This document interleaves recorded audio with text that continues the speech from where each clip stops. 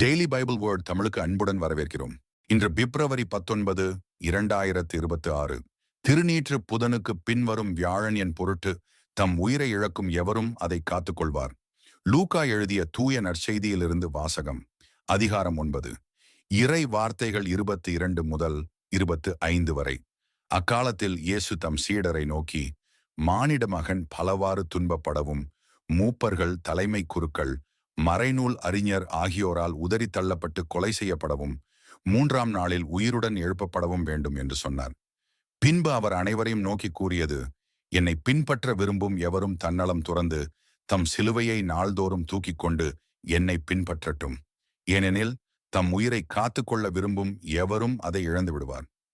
என் பொருட்டு தம் உயிரை இழக்கும் எவரும் அதை காத்துக்கொள்வார். ஒருவர் உலகம் முழுவதையும் தமதாக்கிக் கொண்டாலும் வாழ்வையே இழப்பாரெனில் அவருக்கு கிடைக்கும் பயன் என்ன? இது ஆண்டவரின் அருள்வாக்கு. இறைவா உமக்கு நன்றி. தினசரி நற்செய்தி வார்த்தைகளுக்கு daily Bible words Tamil channel subscribe பண்ணுங்க.